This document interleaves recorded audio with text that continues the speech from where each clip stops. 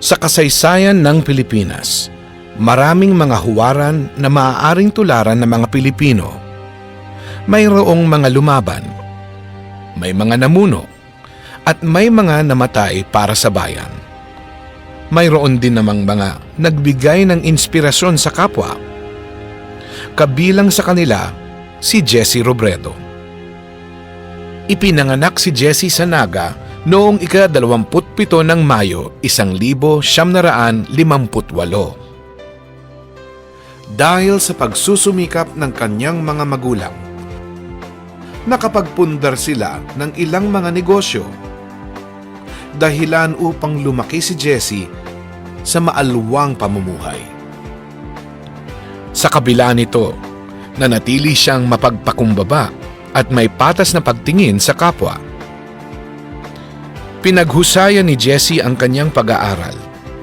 Nang magtapos sa kolehiyo sa pamantasang De La Salle, Maynila noong 1980, dalawa ang nakamit niyang digring Bachelor ng Agham.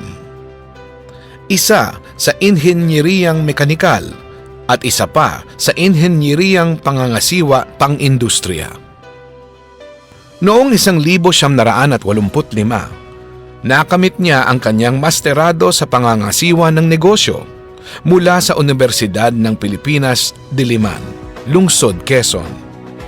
Mayroon din siyang masterado sa pangangasiwang pampubliko mula sa John F. Kennedy School of Government ng Harvard University sa Estados Unidos noong 1979. Nakatulong ang mga napag-aralan ni Jesse upang maging mahusay na administrador. Nagsimula siya bilang materials controller sa Carnation, Philippines. Matapos ang 3 buwan, lumipat siya sa San Miguel Corporation. Naging sunod-sunod ang kanyang promosyon doon. Matapos ang ilang buwan, ipinadala siya sa isang planta ng sorbetes sa San Fernando, La Union, kung saan inayos niya ang paraan ng pagbobodega at pagpoproseso ng mga papeles. Bagamat abala sa trabaho, lumahok din si Jesse sa mga protesta laban sa mga kalabisan ng diktadoryang Marcos. Dahil sa pag-asang idinulot ng People Power Revolution noong 1986, naganyak si Jesse na maglingkod sa pamahalaan. Itinalaga siya ni Pangulong Corazon Cojuangco Aquino bilang direktor ng Bicol River Basin Development Program. Pinangasiwaan ng tanggapan ang mga pagpapagawa ng infrastruktura sa ilang mga bayan sa Camarines Sur at Albay. Nang mahalal bilang alkalde ng Naga noong 1988, naging desidido si Jesse na baguhin ang pamahalaan sa lungsod ng Naga. Pinabilis niya ang mga proseso ng pamahalaang panglungsod upang agarang matugunan ang mga pangangailangan ng mga mamamayan. Ginawa niyang computerized ang sistema ng paniningil ng buwis. Tiniyak niyang kakayahan at hindi padrino ang magiging batayan sa pagpili sa mga ipapasok at ipopromote na empleyado sa pamahalaang panglungsod. Pinabuti rin ni Jesse ang pang-araw-araw na buhay ng mga taga-Naga. Nilabanan niya ang sugal at droga. Inilipat ang mga terminal ng bus at jeep malayo sa sentro upang maibsan ang trapiko. At hinikayat ang pamumuhunan sa negosyo sa Naga. Binigyan din niya ng matitirhan at dagdag pang tulong ang mga maralitang tagalunsod. Dahil sa mahusay na pakikisama ni Jesse, madali niyang nahikayat ang kanyang mga kababayan na tumalima sa mga pagbabagong kanyang ninais. Nakihalubilo siya sa mga karaniwang taga-Naga at hinayaan niya ang mga itong bumisita sa kanyang tanggapan. Kapag may sakuna, isa siya sa mga unang tumutulong. Pinahalagahan ni Jesse ang pagtutulungan at konsultasyon upang makabuo ng mga programang pakikinabangan ng lahat. Nagtatag siya ng mga kapisanan upang tuwirang makipag-ugnayan sa mga karaniwang mamamayan. Itinatag din niya ang People's Council na nagpapayo sa pamahalaang panglungsod. Binubuo ito ng mga kinatawan mula sa iba't ibang sektor ng lipunan at ng mga non-governmental organizations. Nakipagkita rin si Jessie sa mga alkalde ng mga katabing bayan at binuo ang Metro Naga Development Council. Layunin nitong makipagtulungan upang umunlad ang kani-kanilang mga bayan.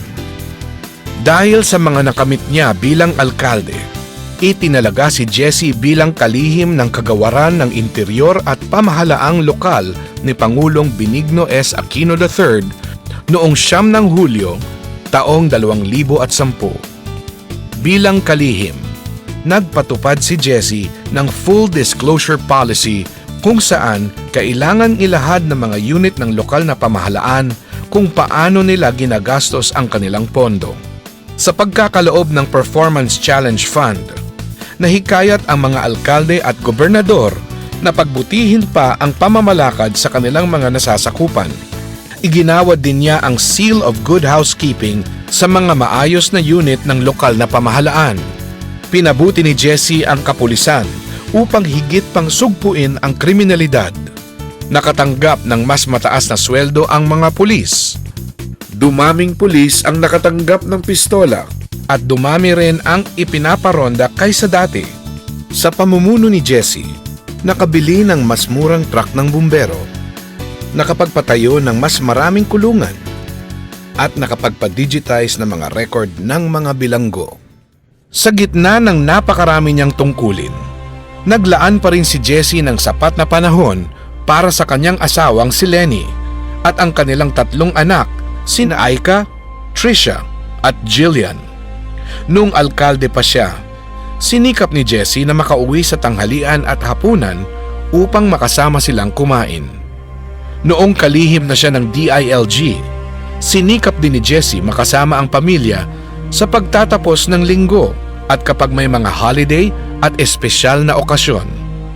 Sa pagnanais na makasama ang pamilya sa mahabang weekend, umuwi si Jessie Panaga mula Cebu noong 18 ng Agosto, taong 2012. Sa kasamaang palad, bumagsak ang eroplanong kanyang sinasakyan sa dagat malapit sa Masbate.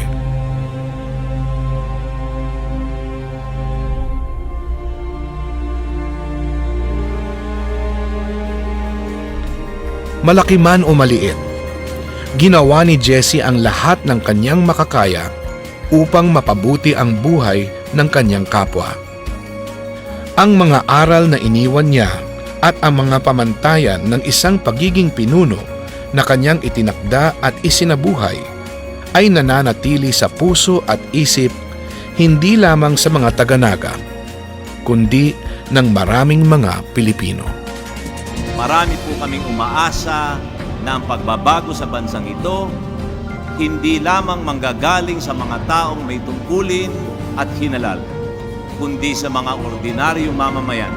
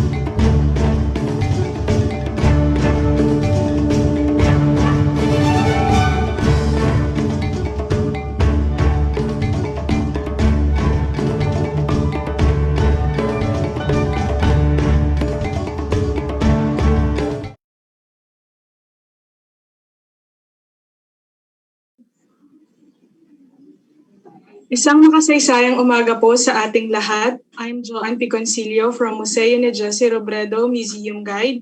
For today, our webinar is titled Katalingkasan Rumination on the Independence and the Philippine Revolution of Bicol.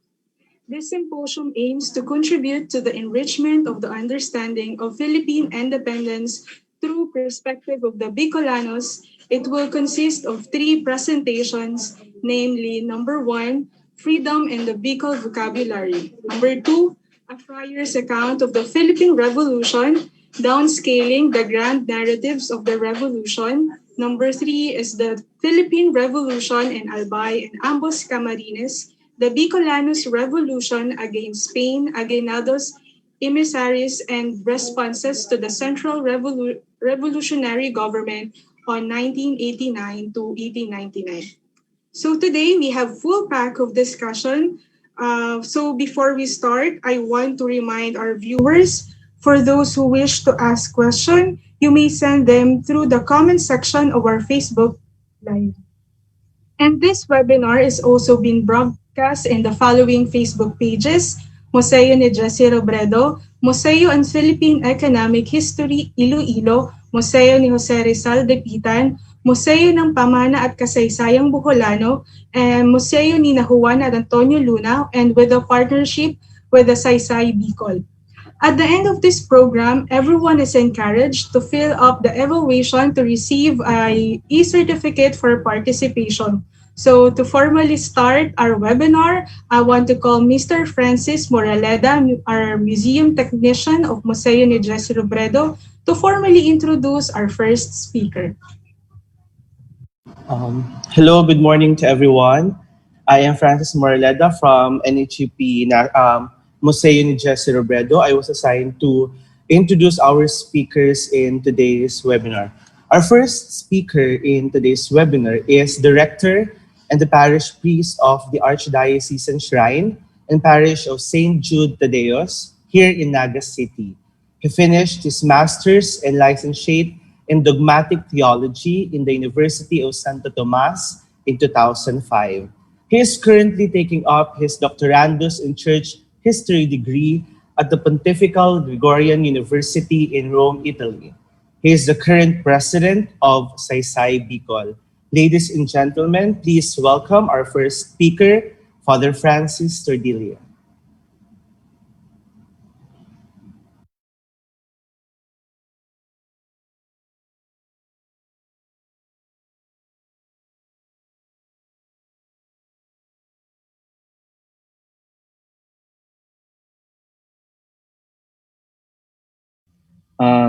I'd like to know if you can hear me loud and clear.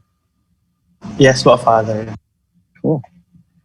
So yeah, good morning. So it's a lovely day to be with all of you, and most especially thank you for sa Museo ni Jesse Robredo for hosting this event.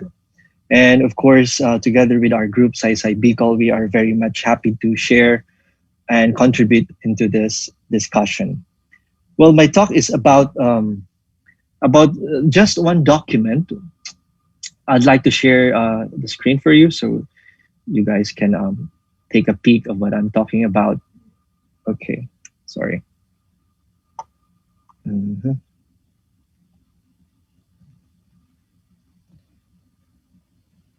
Okay.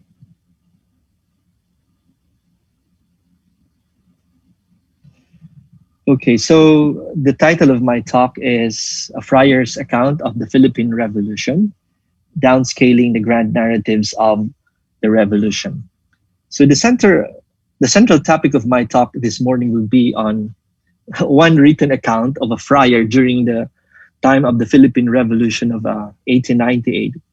And probably you have read the abstract of this talk, which states to discover the rich texture and drama of a micro experience against a backdrop of big and generalized causal narratives of Philippine independence. So this is a sincere invitation to our viewers to reflect a bit on how we have learned our history. Supposedly this talks would have been conducted during the Philippine Independence Day, but for some reasons it had to be postponed. well, aside from reflecting on Katalingkasan or freedom, this is also a sincere invitation to our viewers to reflect on a bit on how we have learned our history. Chances are either we have been taught history by making us memorize dates with the corresponding events, the type of memorization, and we hated all this style. Or some teacher narrated to us the events in a particular era, or probably in a particular date or period, as if we are listening to Lola Basyang. And we sat at the foot of the Lola, and then the Lola started narrating all these events, and we will be mesmerized with all the amazing stories that the Lola would be sharing to us.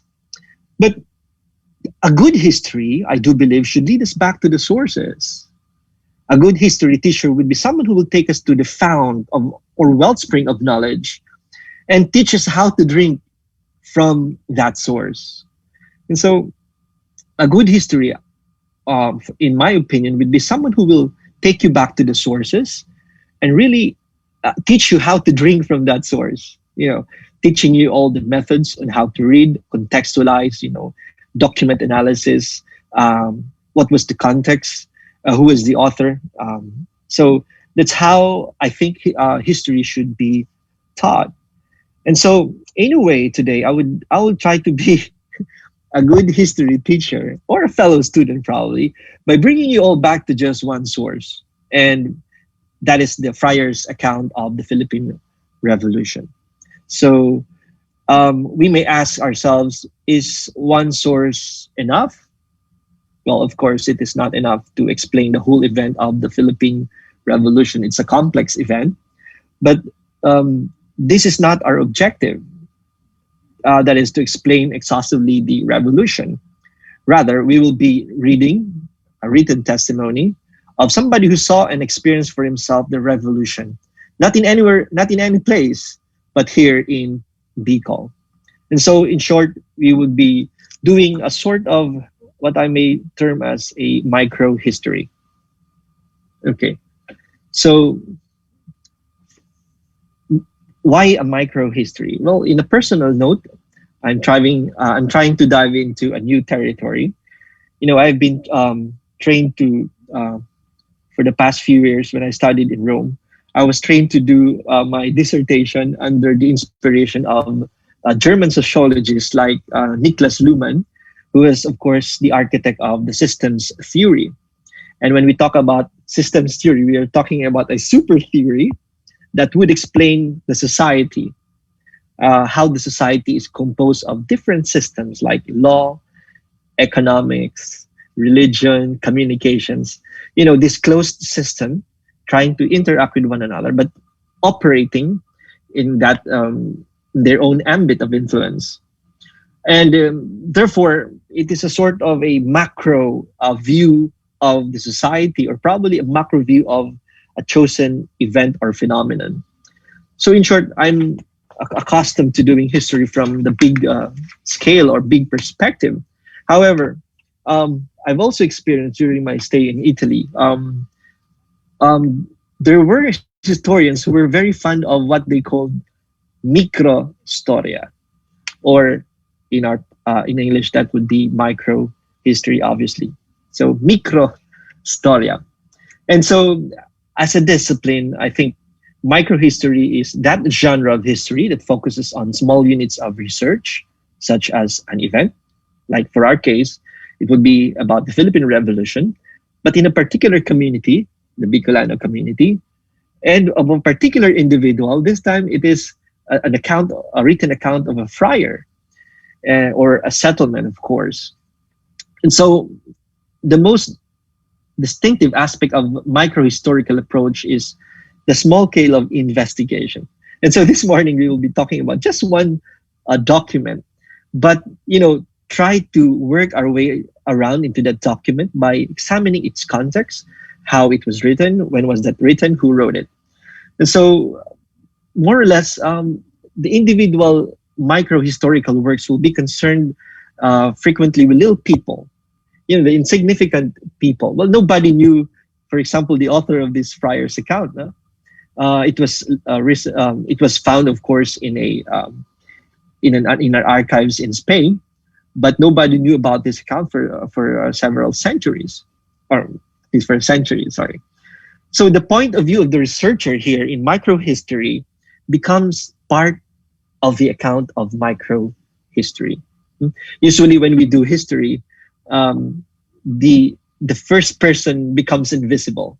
It is as if you are narrating uh, uh, how it happened originally, when in fact you are hiding yourself, the invisible first person, through your writing. But in this microhistory, the point of view of the researcher becomes part of the account of microhistory. So in microhistory, it's not a taboo to say, I have experienced this, I saw this, I experienced this. So in the case of this friar, he saw what happened in Bicol during the Philippine Revolution, and he wrote about it. So microhistory can also be used in the interaction of the elite and popular culture. So we have been so accustomed with Philippine history being explained to us in the macro level, the causes and reasons why this revolution happened, all the factors leading to that revolution. But I think not everyone is paying to the attention of the micro levels of this history. So I think this is a good opportunity to do that. And on the second level, as a discipline, in Philippine history, according to the Jesuit historian Father John Schumacher, among the many aspects of Philippine history which need research on the regional and local level, the history of the revolution is notable. So since the revolution had its start in the Tagalog provinces, and since the government of the republic was to be found there, the Malolos Republic, it was perhaps inevitable that such earlier histories of the revolution should center their attention there. What is more, however, the tendency has also been to assume that in other regions, the causes of the revolution and the attitudes of people toward nationalism were substantially identical with those of the Tagalog region. So if we have seen the Tagalog version of the Philippine Revolution, it is assumed by many that we have seen the Philippine Revolution. So I think, as Father Schumacher would point to us, we need to examine it from the regional or local level. And that is precisely what we are doing here today. Okay, so now let's go to the Friar's account. Let's get to know this Friar's account by asking the question, what is it? When was it written? And who wrote it? Okay, so what is it? So this account by one of the Franciscan friars who suffered imprisonment by the revolutionaries provides much information in certain aspect of the revolution in Camarines Norte, and of course here in Naga, or then called Nueva Cáceres. So it is an eyewitness testimony. Kumbaga sa ebidensya, medyo matimbang ini because it is an eyewitness account. So in the court of law, this is not a hearsay, but rather a testimony, a first-hand testimony. So what is the materiality of this account? Well, it is a volume. That means it is composed of several papers, folietos or cuadernillos, measuring about 21 by 15 centimeters. And it is composed of 4 cuadernillos, or small brochures or notebooks or papers, folded, of course, when you go to the archives, you'll be able to find this. They are neatly folded into several sections. And we can trace that even the paper is taken from the Libreria y Papeleria in Magallanes in Manila. So it consists of about 6 flyleaves and 273 pages, and some 18 unnumbered pages. Its original title is La Revolución en la Provincia de Ambos, Camarines. So it basically really talks about what happened here in Ambos, Camarines. And, well,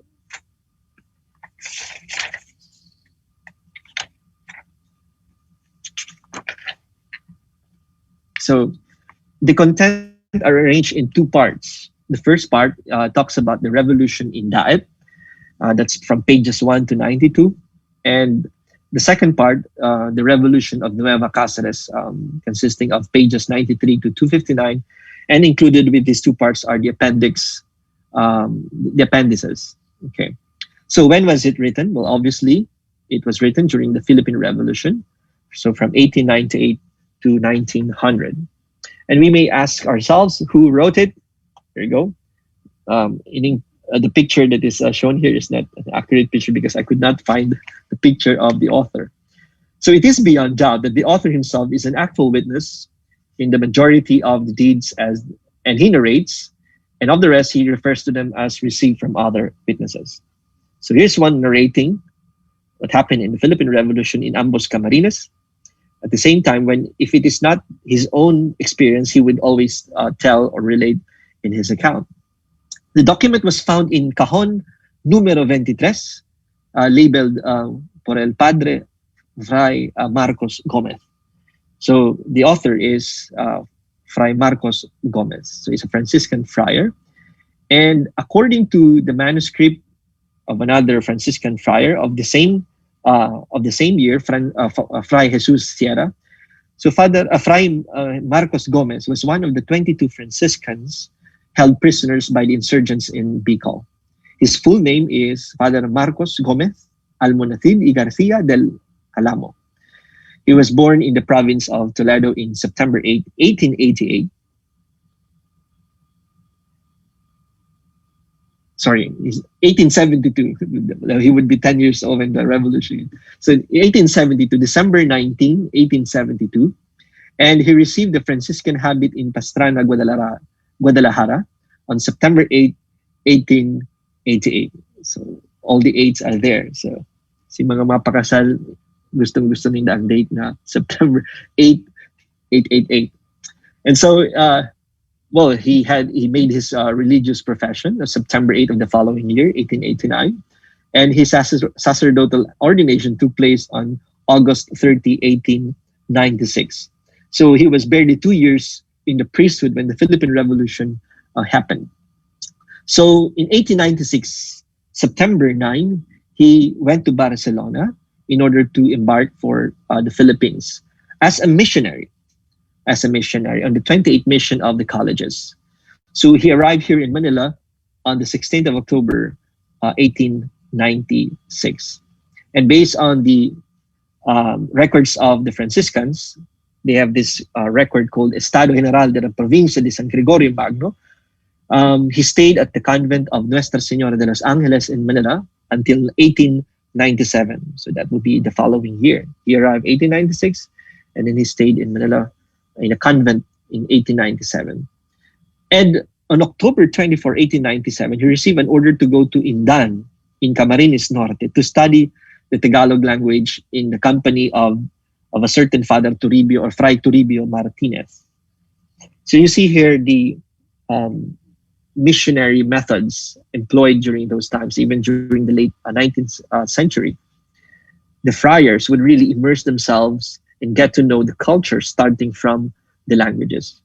So he was assigned to learn the Tagalog language. If you want to evangelize people, you have to learn their culture as well as their language. So the next 2 years of his life will be spent on narrating to us his experience, starting from that small town in Indan, Camarines Norte, until the revolutionaries came, the insurgents came, and of the 65 Franciscans in Ambos, Camarines, and Albay, 22 Franciscans were imprisoned according to the memoir of Fray Gomez. So after the war, that would be around 1900, he would return to Manila on March 16, and despite his harrowing experience of the revolution, he was one of the few who, instead of going back to their country or soliciting repatriation, he opted to stay. He opted to stay here in the Philippines, most especially. He stayed in Manila for some time, acting as a monastic preacher in Nuestra Señora de los Angeles de Manila. And then on March 25, 1904, 4 years after he went back to Manila, he was assigned in Catbalogan, Samar, He went to Samar, and then so probably he also learned Waray-Waray, not only Tagalog. And so later on to Paranas, his new assignment as the interim president of the convent there, at the same time the parish priest. So, and in Paranas, now it's called Wright. The name of the town is Wright. And he stayed there as a parish priest for 15 to 20 years. Imagine. So even after experiencing the revolution here in Bicol, he opted to stay. So that is the life of Fray Gomez, and he would die on June 29, 1930, because he would receive several other appointments after that. So he was one of those friars who opted to stay here in the Philippines to attend to the spiritual needs of the people. As he wrote in his memoir or his account, he felt the need that he felt the needs of the people.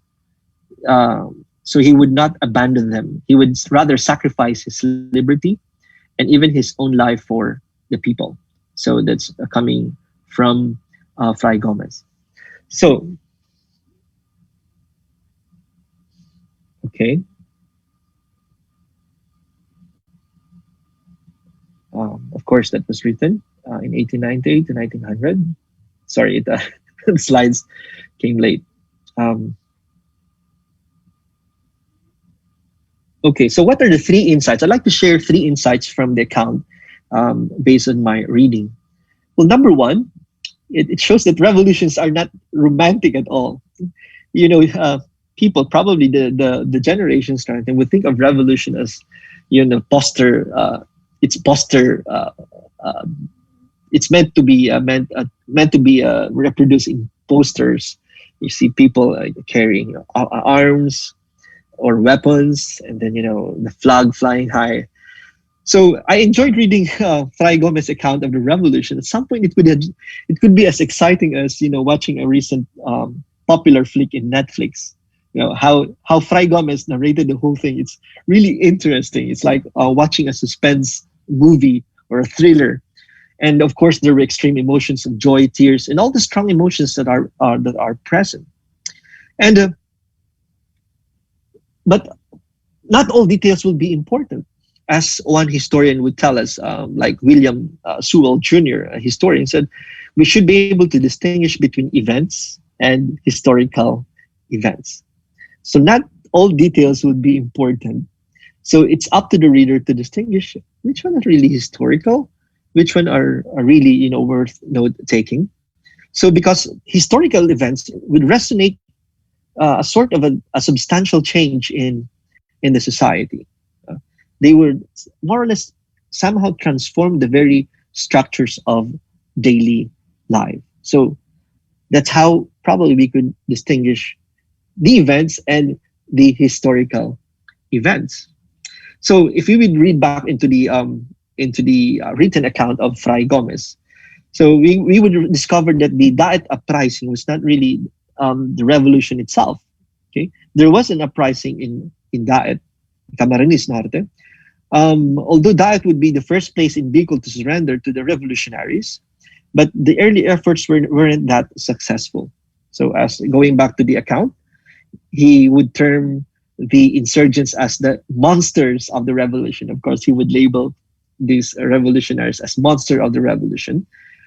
The problem here with the revolutionaries in Camarines Norte was that they were not prudent enough to hide their conspiracy. You know, as he would critique or even criticize the revolutionaries, he would call them, they lack prudence that conspiracy requires to the ears of the Spaniards. They were exposed and they were of public domain. So, naibulgar yung sikreto. So they knew those who were indifferent. The Spaniards knew who were indifferent to the revolutions, and they knew who were enlisted already in the revolution. So we can see here that the Indios, or even the Bicolanos, were divided according to the loyal and faithful Bicolanos to the Spanish flag, and to those who were the very organizers, as what Fray Gomez would call the Machiavellian plot. And that is the reason why um, one of the revolutionaries connected to the Katipunan, I think it would be Moreno, Ildefonso Moreno. I think Jai will be discussing this later on. He was caught because somebody squealed him out, and therefore he was discovered, and he was later killed. So he was actually the direct contact to Katipunan. So early on, the conspiracy was easily discovered and, of course, checked. And then, of course, we did also discover from the account of the Friar that not everyone was easily swayed to join the revolution. In fact, in Indan, the revolutionaries would start waking up the people, and the revolutionaries would threaten to burn the whole town if they wouldn't give them 50 men for their revolutionary causes. The problem is the locals confronting these revolutionaries, and they were shamed because of the defiance of some locals, or in fact, most of the locals. And so what the revolutionaries did was to went back to Daet. So not everyone was easily swayed, most especially here in Bicol. And another thing is, probably going back to that, revolutions are not romantic at all, is that one major lesson that we can learn from the big revolutions, such as, for example, the French Revolution, is that it is the people who make history. It is not a planned thing. So it happens. It happens, and people decide whether to join the whole thing or not. Okay, so we can see here that the method of the revolutionaries would sometimes go offhand. There were, of course, excesses, like, for example, what Fray Gomez would recall in April 17, in 1898. The girls, the Spanish girls, learned about the plot of the rebels. What angered them was to know that they were destined to be the mockery and the scoff because of their sex. For these savages, Gomez referring to the revolutionaries or insurgents, wanted no less than to celebrate an orgy in the presence of our corpses. Well, this is according to Gomez. So putting the Spanish and the mestizas nude in their presence, so that at the end of the banquet, to do with these weak persons that which I do not want to mark here, so as not to stain this paper with similar filth, nor so that he would read this, so that one who would read this will become crimson in shame to the face. So it's here you see some of the possible excesses of revolution, and that is to the detriment of these women. And as we know, again, revolutions would usually catch people by surprise. It's not easily staged. So revolutions happen when the distinct concerns of many different groups, most especially here in the Philippines, we are an archipelago. So it would be very hard to really unite all the distinct concerns of people belonging to different ethnic groups. And coming together is not planned in advance, but produced largely by what French people call chance. So this is what historians call contingency. So let us move to the second insight that we could derive from the written account of this friar, which is the revolution in Bicol was not anti-friar in nature. As is commonly known, one of the earliest factors, of course, in the rise of nationalism was the policy of the Spanish government in the 19th century to eliminate the influence of Filipino secular clergy. Okay. So there was this divide between the seculars and then the regulars. When you say regulars, these are the friars because they follow a certain regula or order or law, while the secular will be those incarnated in their dioceses. Of course, their community will be the diocese itself. So like us, diocesan or secular clergy. Now, during the 19th century and the half of the 19th century, the Spanish government systematically eliminate or impeded the secular clergy from taking over the parishes as a matter of national security. So they wanted to, of course, for the friars to take over until, of course, the protests of Father Pedro Pelaez, Father Mariano Gomez, and Father Jose Burgos, that the beginnings of nationalism were aroused.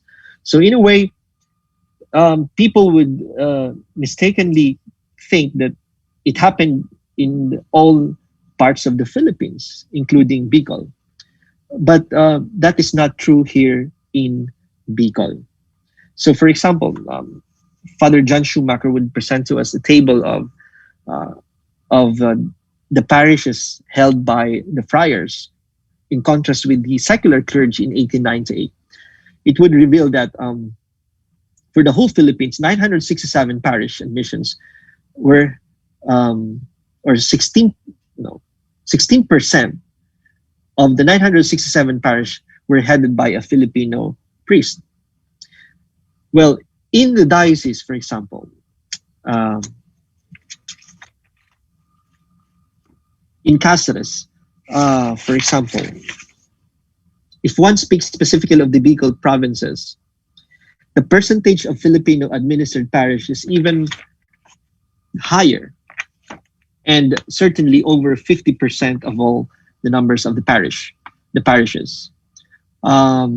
Yeah, so this is very vivid that more than 50% of the parishes were held by the secular clergy. So there was not much animosity against the friars here because 50% belonged to the Filipino clergy, while in Manila, 10% belonged to the secular clergy only. So 19% in Cebu, 13% in Haro, and 4% in Nueva Segovia. So it's a different scenario here in Bicol. So it's 50%. And reading from the account of Gomez, Fray Gomez, when the revolt broke out in Daet in April 1898, though some friars took refuge with the other Spaniards, several others in Camarines Norte remained in their parishes. Even those who had taken refuge in Daet returned to their parishes afterwards, and all remained undisturbed until they felt threatened by Lukban's Tagalog forces. So you can see here that if there was a clear and present danger during the time, the friars would have fled. But no, here in Camarines Norte, for example, they did not flee. So though some of them left for Naga on the urging of the Spanish officials, others remained behind. Okay. So when the Spaniards finally decided to abandon Daet, evidently hoping that other Filipinos would revenge themselves on the helpless friars for these Spanish atrocities. As a matter of fact, the Filipinos recognize the difference between the friars and other Spaniards. Why is that? Because even the revolutionaries would escort the friars peacefully to Naga when they thought it best for them to go. So they did not kill them. They did not kill them. Rather, they even escorted them to Naga. So that's another insight from the revolution here in Bicol. People distinguish between the Spaniards, whom the Spanish officials, and the friars. So when revolution finally broke out in Naga itself, with bloody consequences, no action was taken against any of the Spanish clergy. For example, the Vincentians remained in the seminary here in Naga and continued to teach for some months, even after the breakout of the revolution. And only when the armed Spanish officials took refuge here in the convento of San Francisco were the Franciscans placed in danger, because Spanish officials took refuge in their convento. And so, since the revolutionaries threatened to burn the church in order to get the Spaniards out, so finally, the Vicar General of the diocese, Fray Roman Gonzalez, decided to advise them, in order to avoid bloodshed, eventually arranged for the surrender of the Spaniards. So it's an interesting note here why Roman Gonzalez was calling the shots. Because by this time, the Bishop of Cáceres was already in Spain. Due to health reasons, Bishop Monasterio. Arsenio Monasterio was already in Spain as early as June 1898 because he was already suffering from illness. So during the time of the revolution here in Bicol, there was no bishop around. It was only the Vicar General who took over his post. And of course, later on, Fray Roman Gonzalez would be also captured and taken into prison. So those friars who were still in parishes in the province of Camarines Sur were brought to Naga with great courtesy. And at the decision of the provisor or the Vicar General, all of the clergy lived together in the seminary. So the seminary became their sort of a imprisonment prison. There, they were joined by the Vicar General himself. So Fray Gonzalez's choice of the civil guard, Corporal Elias Angeles, one of the two leaders of the revolt, was welcomed with respect. So it was Fray Roman Gonzalez who suggested Elias Angeles. And Gonzalez's advice continued to be sought even by the revolutionaries. So here we can find the distinction of the Bicolanos, of who were the Spanish officials and of course the friars. And it is clear that in Camarines, not only did anti-friar feeling have no part in the origins of the revolution, but that it was respect for the friars, which at times protected the others Spaniards from ill treatment. If you would recall, Father Jorge Barlin, before he became a bishop, he was assigned in Sorsogon. He will be the future first Filipino bishop. When General Ananias Jokno was leaving, because he would like to turn over the governorship, he gave it to the priest, Father Jorge Barlin, instead of anyone else. So you see here the great distinction that even the public officials would give to the clergy, for example. In Albay, for example, although it was given to a committee, the Spanish governor gave it to a committee of Filipinos headed by Anacleto Solano. Yet another priest was nominated, a parish priest in Albay, that is Father Victorino Peña. And but later on, of course, this Filipino priest would deny this nomination. And so there are other examples. For example, in the account of Atavialdo, people would even give freely the collection of the parish to the friars for them to bring along with them.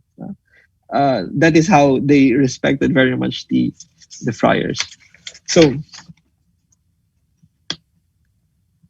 it was only during the arrival of Lukban, wherein the revolutionaries were noted to be quite violent, or they treated the friars with a certain amount of harassment. So even Fray Roman Gonzalez would request for the friars to celebrate the mass, and Lukban, of course, would not permit them. But when Lukban went off, the other local officials of the revolutionary government would permit these friars to celebrate the mass. So lastly, the last insight I would put from this account of the friar is there are cracks of facts that could be gleaned from this prejudiced friar's account. Even Father Schumacher would tell us that this account by one of the friars who suffered imprisonment by the revolutionaries provides much information on certain aspects of the revolution in Camarines Norte and in Naga.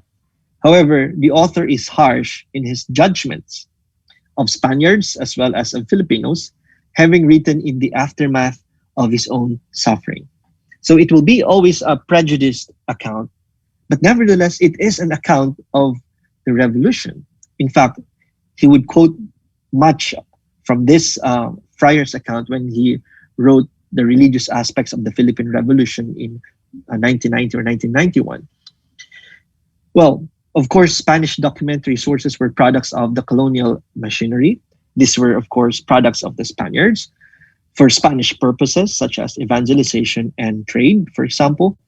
But learning from the experience and the ingenuity of the historian William Henry Scott, most especially in his work Cracks in the Parchment's Curtain in other essays in Philippine history, we will be amazed on how he was able to catch, the fleeting glimpses of Filipinos. And for our purposes here, the Bicolanos, their way of life, how they behaved during the revolution, and their reaction to Spanish domination. In this sense, the Philippine Revolution, in a very unintentional way and merely incidental to the purpose of the document. So a document may be done for a particular purpose, but somehow we can catch some few glimpses basing on this document. So I will now conclude my short sharing this morning regarding this Friar's account by saying that I would reiterate that once more, we would like to invite uh, for all the Filipinos, Bicolanos, to go back to the sources of our history. Well, that is now the sickness of this generation. We are a meme culture, and we we wouldn't want to verify anymore the sources that we are reading, most especially from the internet. And yeah, um, we need to go back to the sources of history. As they say, there is no history without documents. So it is the advocacy and, of course, the passion of our group, Saysay Bicol, to link our readers or our viewers to the sources of Bicol history. For so long a time, we have contented ourselves with listening to a few Lola Basyang in our communities, of course, with all respect to Lola. But of course, it's time to eat solid food when it comes to the history, most especially to the history of our own town, of our own region, of our own people. So we would like to invite all the researchers, aficionados of Bicol history to collaborate with us in reconstructing and appreciating our past as well as our identity as Bicolanos. You can do this either by research or by contributing to our peer-reviewed journal, which will hopefully come out this September. So that's an open invitation to everyone who is interested. You may contact any of us, Vic and Jai. And as one historian, as I would close this talk, said, history would not be worth writing or reading if it had no meaning. And where do we find the meaning? It's not in the subject themselves of the history. It's not on the dramatis personae of history or in their intentions or motives. Meaning is found on the reader, the one who interprets it, on the historian, the one who narrates this, on how he will be able to present the past from his own lenses. Thank you very much for being patient with me.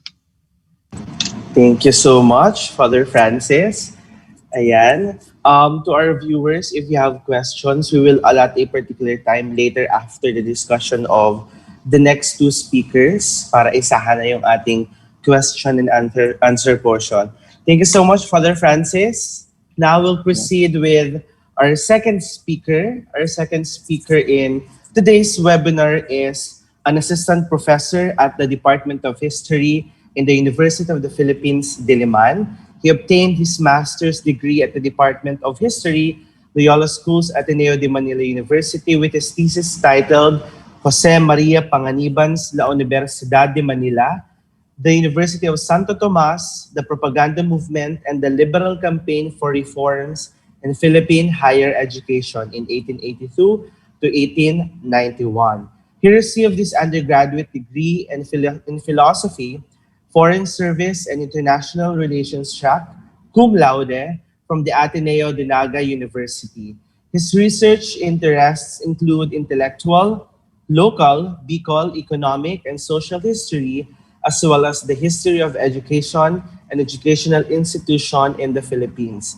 Ladies and gentlemen, let us all welcome Mr. Javier Leonardo Vito Gregoria. Sir?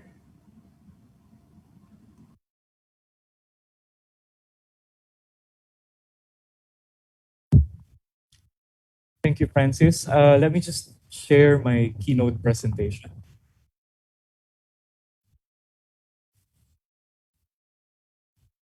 Is it already visible? You see it? Yes, sir. Yes, po. Oh, salamat, Francis. Okay, good morning to everyone. It's nice to be back here at the NHCP Museo ni Jesse Robredo.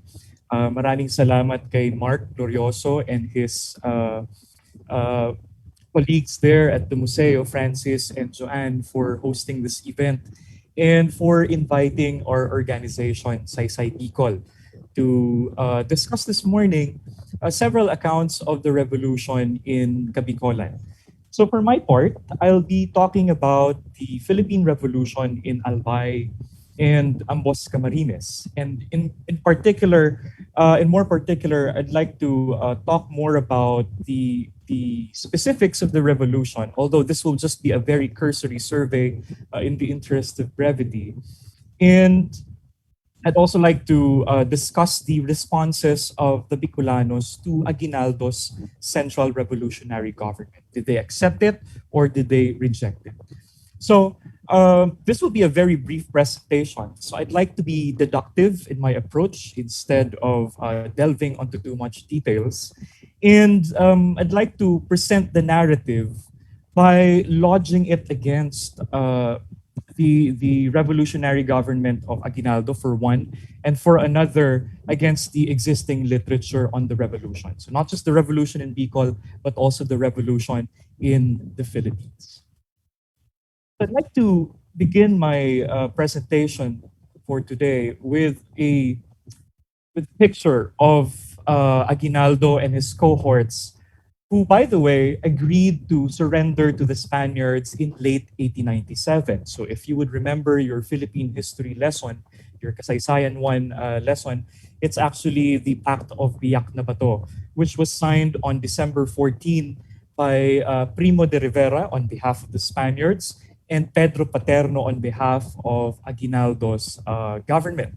So among the terms of the agreement was the departure of the revolutionaries from the Philippines to Hong Kong. If you will remember, Aguinaldo and his cohorts, they went to Suwal in Pangasinan. So they departed via the Lingayen Gulf to Hong Kong, where they stayed for a few months before eventually jumping the gun, joining the Americans in their war against the Spaniards in the summer or in May 1898.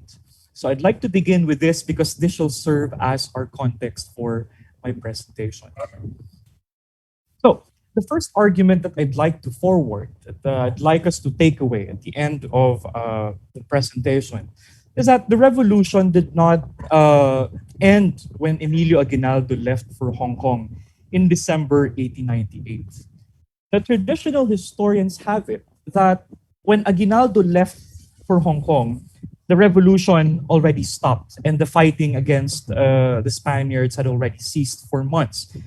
And the other myth that had been that we had been accustomed to learning in school is that the Filipinos were only roused into action only when Aguinaldo returned in May of 1898. But that's not actually true, because there are several counterpoints in our history that would show us that the fighting did not end, or the revolution against Spain did not actually end. So there are I was able to identify 4 counterpoints to the argument, that the revolution ended when Aguinaldo left. So we will see here the importance of local history in correcting the sweeping generalizations of the national or nationalist historians, which they, of course, forwarded in the 50s, even in the 60s or 70s. And I identified these examples. So the first one, of course, was the uprising of the Principalías and then the urban empleados in Cebu, April 98. So you will be able to find that in Michael Collinane's Arenas of Conspiracy and Rebellion. We also have here the example of Francisco Macabulos of Tarlac. Tarlaceño itong si Macabulos.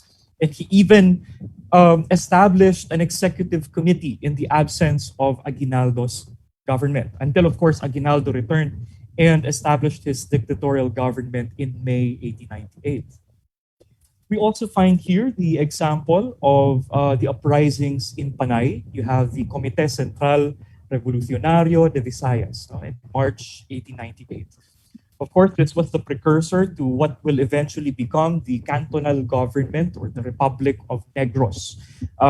It's the precursor to that. But for the purposes of our discussion this morning, I'd like to talk about the Daet uprising. So I'd like to present a narrative of this uprising. Father Francis already mentioned portions of it, no? But I'd like us to discuss some other details and, of course, the result of that uprising from April 14 to 1898.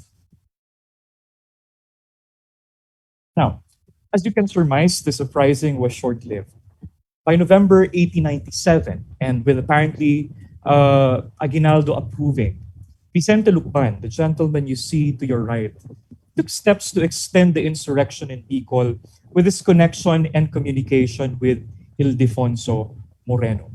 Now, Lucban entrusted Moreno the leadership of the unit of the Katipunan in the province of, sorry, this is supposed to be Ambos, Camarines. No? They were not yet, the two Camarineses were not yet separated in 1898. They were reunited. So, dapat Ambos, Camarines na nakalagay sa'yo.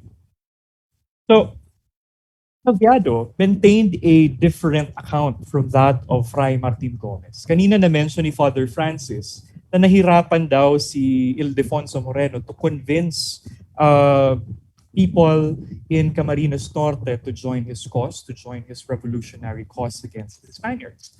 But Taviado maintains otherwise. He said in his book, The Philippine Revolution in the Bicol region, that the sincerity and persistence with which he performed his patriotic task gained him hundreds of followers to the cause. So the followers included the prominent Filipinos in Daet, members of the Principalia, employees of the Court of First Instance, so mga ano rin ito, ano, mga empleados din ito, much like the empleados in Cebu, who revolted in Cebu in the same month in 1898. And there were also 15 native soldiers of the civil guards, or the Guardia Civil, who joined the cause of Ildefonso Moreno. Now, in reconstructing this narrative, I consulted mainly Ataviado and Fray Martin Gomez's account. And as I mentioned, there are portions where they will vary in terms of their opinion and in terms of their perspective when it comes to the Daet uprising. You will see there that Ataviado is more, shall I say, neutral, whereas we know the leanings of Fray Martin Gomez because he was imprisoned. Of course, he was very much prejudicial of the uprising or against the uprising, etc. So the Spaniards in Daet, on the other hand, was led by Lieutenant Maximiliano Correa and was joined by civil functionaries, civil guards, peninsulars, and take note, several native allies as well. So they took refuge in a house of a Spanish merchant named Senor Arana or Arana. And then a few moments after the uprising started, there were also reinforcements from Nueva Cáceres. I mentioned here that a 1958 account by Jacinto A. Ursua on Elias Angeles and Felix Plazo mentioned that they were among the Guardia Civil who were sent to Daet to quell the uprising that was led by Ildefonso Moreno. But I have yet to access this account and see it for myself. And so I was asking yesterday our resident librarian, Miss Erica Corpus. She's looking for a copy of this 1958 account. And I believe it was published by the Cecilio Press. So if you have any copy of that, you're very much welcome to share it with us. Okay. So the uprising was short-lived, as I mentioned, and it only lasted for 4 days. Now, the results included the death of the leaders of the Katipunan in Camarines Norte. Among them were Ildefonso Moreno, you have Telesforo Zaltua, Domingo Lozada, Jose Abano, and Gavino Saavedra, among others. They were the leaders of the Katipunan.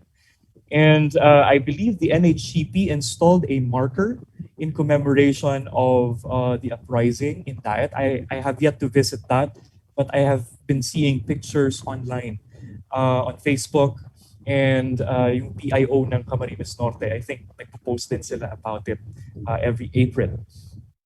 And then, of course, the Katipunan unit in Camarines Norte was dissolved because, of course, the leaders were killed in the four-day uprising, and therefore it was quelled. It was already ended on April 18, 1898. So, the second argument that I'd like to forward for this morning is that the revolutionaries in Albay and Ambos Camarines took over the respective provinces in 1898. And they accepted Aguinaldo's leadership and declared their adhesion to his revolutionary government. Now, recently, because of the Independence Day commemoration this year, I had this renewed appreciation for how Aguinaldo's government legitimized his leadership in the revolution, how he was able to seize leadership or regain control of the revolution upon his return on May 19, 1898. Because if you will remember, Aguinaldo abandoned the revolution, he repudiated the cause of the Katipunan, and he distanced himself from any movement in the Philippines to honor the act of Biak Tabato. But I'd like us to see here that Aguinaldo, when he returned to the Philippines, he wrested control. He seized the leadership of the Katipunan, or the revolution, should I say. And I'm very interested as to how the Albayanos and the people of Camarines responded to the leadership of Aguinaldo. Many students of mine, past and present, they do not find legitimacy in Aguinaldo's leadership and government because they argue that one, it's just the government of the oligarchs, it disregards the interests of the masses. For another, it's highly Tagalog-centric. If you will examine the profiles of Aguinaldo's cohorts, they were from Cavite, from Bulacan, and the neighboring provinces of the Tagalog region. But I'd like us to reflect on that, and I'd like to argue as well that Aguinaldo legitimized his government, his leadership. So in this case, I'd like us to see how the people of Albay and Camarines responded to the revolutionary government. And of course, to Aguinaldo's emissaries. No? Nagpadala si Aguinaldo ng mga tao. Na-mention ni Father Francis kanina. Vicente Lucban was among the expeditions he sent to southern Luzon. I will mention that in detail later. So, by September 1898, let's go to Ambos Camarines first, particularly in Nueva Cáceres. The Spaniards in Camarines anticipated the expedition of Vicente Lucban, and therefore they started preparing for their evacuation. And one of the first measures that they did was to disarm the Guardia Civil, or the native soldiers in Nueva Cáceres. And they announced that they will be brought to Iloilo. Of course, this caused agitation among the Guardia Civil because they were fearing arrest, they were fearing execution, and they were fearing that they would be shot by the militiamen. So sabi dito ni Elias Ataviado, he related that rumors began to spread that the disarmed soldiers of the Civil Guard would be shot by the militiamen. In the afternoon of September 18th, by the way, fiesta noon, the governor of the province reviewed the militia, and the volunteers and the civil guards interpreted this as a confirmation of the rumors. Dito papasok yung role ni na Elias Angeles at Felix Plazo. So if you're wondering kung sino yung mga streets na yun, yung main thoroughfares na yun dito sa Naga, sila yun. Sila yung mga corporal ng civil guard dito sa Nueva Cáceres. And according to Ataviado, the corporals maintained that their only way out of that impending situation or fatal situation was a revolt, and they convinced all their comrades of the need of this step to save themselves from certain and imminent death. So they struck, I believe, on the next day, September 19th, if I'm not mistaken. Again, fiesta noon, no? And dun sila sumalakay. So the result of that revolt in Nueva Cáceres was the surrender of the Spaniards in Ambos, Camarines. Vicente Zaidin, who was then the provincial governor, capitulated, and as a result, the establishment of the provisional government of Ambos, Camarines. So Elias Angeles and his cohorts established a provisional revolutionary government in Camarines. Let's now go to the case of Albay. So in contrast to the uprising in Daet and the revolt in Nueva Cáceres, the transfer of the provincial government to the provisional revolutionary government in Albay was peaceful. It took place on September 22, 1898, just a few days after the revolution in Cáceres or Nueva Cáceres broke out. It was peaceful, and according to Norman Owen, in one of his essays, he said that the Spaniards, having heard of the surrender of Manila to the Americans, simply turned over the authority to a committee of leading members of the Principalia. So Father Francis mentioned earlier that at first, the popular sentiment in Albay was the election of a secular priest to head the said provisional government. And Father Victorino Peña, the parish priest of Albay, was nominated to become president. But of course, he declined because he said that he could not balance his ecclesiastical duties with his duties as president of the government. So he nominated instead, in his place, Don Anacleto Solano of Camalik, and he was therefore appointed the president of Albay's provisional government. And the other members of the government included Don Anacleto Solano, Ancieto Gomez Medel, Marcial Calleja, Mariano Goyena, and Paciano Imperial. Judging by their last names, of course, they were part of the Principalia families of Albay. So, this provisional government on September 22, 1898, drafted a resolution.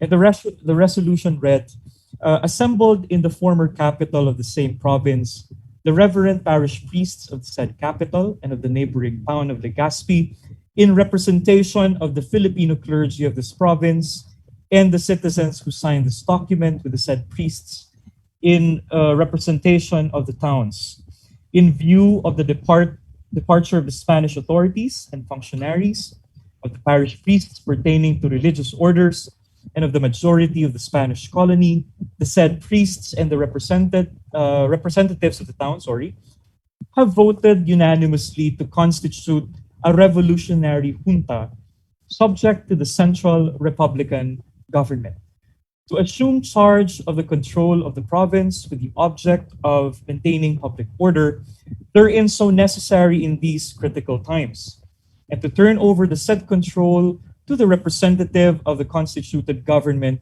of the Republic of the Philippines as soon as he arrives in this province. So we see in that resolution the adhesion of the provincial government. So they were just waiting for Lukban to arrive in Albay before they will transfer the leadership or the government to Lukban.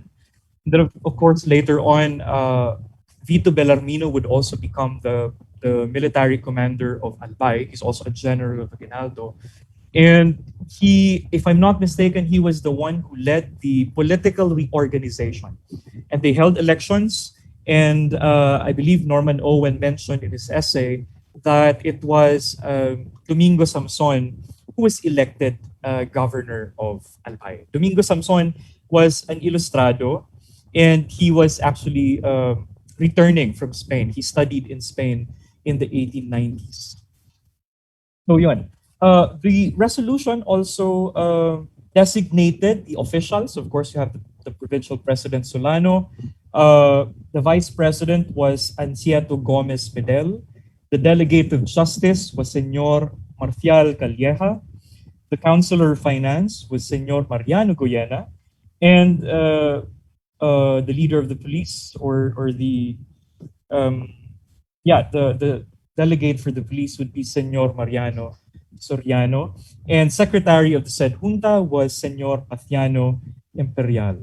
So the resolution concluded with the following sentence. It said here that all the members of the provincial junta and all the members of the assembly in their respective representations spontaneously proclaimed their sincere adherence to the Republican government of the Philippines, all of them offering their lives and properties to the prosperity and progress of Filipinas, the Inang Bayan or the motherland. So we will see here how the provisional government of Albay peacefully transferred the government to the military commander later in 1898. They also contributed money, a lot of money, to the revolutionary cause. Actually, Albay yung isa sa mga pinakamalalaki yung contributions during the revolution. So on September 28, 1898, the president, Anacleto Solano, sent a message of adherence to Emilio Aguinaldo, president of the revolutionary government. It was brought to Malolos by a commission headed by Don Macario Samson. I'm very sure relative pa to ni Domingo Samson. He was the municipal captain of Camalig. Now, maybe this will be my final points for the morning. In July 1898, Aguinaldo appointed and sent General Vicente Lucman to southern Luzon, it includes Bicol, to occupy the provinces there and establish his revolutionary government.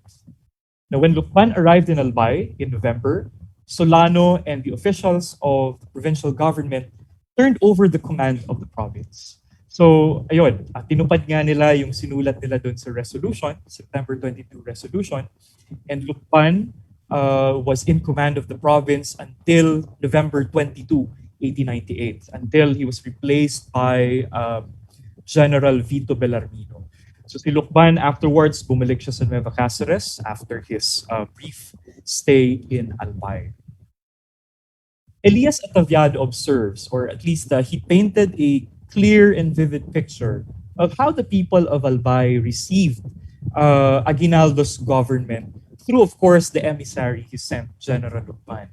So he observes, number one, that the people of Albay received General Lucman and his subordinates enthusiastically in all the towns through which they passed. In Ligao, there were 2 days of festivities, the party being the guests of Don Ramon Santos, and in Camalig, the party, supposed to be the party, was met at the outskirts of the town by a parade. It was even headed by a float and several women on horsebacks, nakakabayo mga babae, dressed as Amazons. Ito yung kanilang welcome parade para kay Vicente Lucman tsaka dun sa mga kasamahan niya.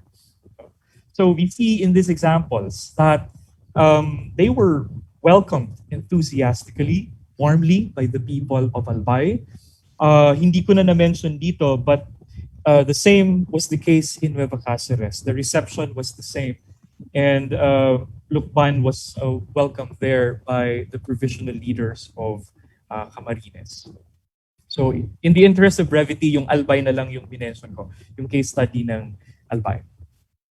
So, in summary of my presentation this morning, again, I'd like us to take away that the revolution against Spain did not end when Aguinaldo left for Hong Kong in December 1898. It continued in several provinces of the Philippines. And again, this is where the local histories will come in. And we will see that it is very important because local histories will give us the corrective measures. So it will correct the myths, the generalizations of national/nationalist histories, which was of course centered in Aguinaldo's government or in the Tagalog provinces. So my invitation to our viewers and to our followers in Saysay Bicol on Facebook is that we go back to our localities, we examine it, we see that we will be surprised to see that some generalizations, if not all, are not necessarily true because we can present counterpoints or counter examples. Like the Diet Uprising, we can of course use that in support of this argument. And of course, again, the second argument I presented this morning was that the revolutionaries in Albay and Ambos Camarines took over their respective provinces in 1898. They accepted Aguinaldo's leadership and declared their adhesion to the revolutionary government. We see that in the resolution that was drafted by Anacleto Solano and the provisional government of Albay. We see that they readily welcomed the emissary that Aguinaldo sent, and it was in the person of Vicente Lucpan and later on General Vito Bellarmino. So that concludes my presentation for this morning. Again, thank you very much to the Museo NHCP Robredo for hosting this event. And if you have any questions, you would be very happy to answer them later. Just mabalis po. Thank you so much, Sir Jai, for that lecture. At this juncture, I'd like to remind all the viewers on our Facebook pages if you have questions, you can post it on the comment section of our Facebook Live, or you can send it through email to our Facebook pages as well. So we now come to the last portion of this day's webinar. I'd like to introduce our third and last speaker. He is Mr. Victor Dennis Nierva. He took his undergraduate degree in Bachelor of Arts in Developmental Communication at the Ateneo de Naga University. He has units in Master of Arts in Creative Writing at the University of the Philippines, Diliman. Mr. Nierva continues freelance creative consultancy for industrial and publication designs, editing and translations, documentation, photography, audio and film design and production, and web design and development. He has designed more than 100 of books for various university, commercial and independent presses such as the Ateneo de Naga University Press, the University of the Philippines Press, the Ateneo de Manila University Press, and other publishing firms. He has completed museologic works which involve conceptualization, research, archival works, writing, and graphic designing for the Tagbo, the Philippine part of the first circumnavigation in Cebu, the Museo ni Jesse Robredo, and the Museo Histórico de la Universidad de Santa Isabel in Naga City. He has served as a language evaluator, validator, and translator for KP Learning Materials and Teachers Resource for Bicol under DepEd's Bureau of Learning Resources. He has also initiated the online Bicol language instructional page, Magbicol Kita. He has published a book of translations in Bicol, Doros Asin Mang Angel, translations in Bicol of John Donne's Holy Sonnets, and selected works which won the National Book Award for a translated book in 2013. Ladies and gentlemen, let us all welcome our last speaker for today, Mr. Victor Dennis Nierva. Good morning, sir. Thank you, Francis. Good morning. First, let me thank the National Historical Commission of the Philippines and the Museo ni Jesse Robredo through its curator, Mr. Mark Glorioso, for this opportunity to share something about freedom, independence, and Bicol. I'd also wish to thank my fellow speakers, fellow co-founders of Saysay Bicol, Jai and Father Francis, for dragging me into this, into joining them this morning. I think, yes, dragging is the verb, perhaps because unlike the two of them, I am not a historian. History is not my realm. My domain is letters, letters and culture, literature and language. And because of this, despite the historical value of my chosen topic, the trajectory and texture of the discussion that I will present shall be on the field of language and culture, particularly Bicol. Also, while the previous two sharings delved into the details of Philippine Revolution leading to the Declaration of Independence in 1898, I will go two-pronged, much before the revolutions, in a way that there will be no revolutions to be discussed. And secondly, the narrative that my concern treads on still continues until the contemporary times. My short rumination this morning shall be just an introductory to what I see as a deeper need for explorations of historico-linguistic terrain of the Bicol languages. Meaning to say, there are still a lot of stones unturned and fields unfilled in the area of language or languages, no? As means to explore and understand, and even more importantly, question the past, so that these probes may lead us to a better and clearer grasp of the whys and hows of the contemporary culture or society, particularly our region, Bicol.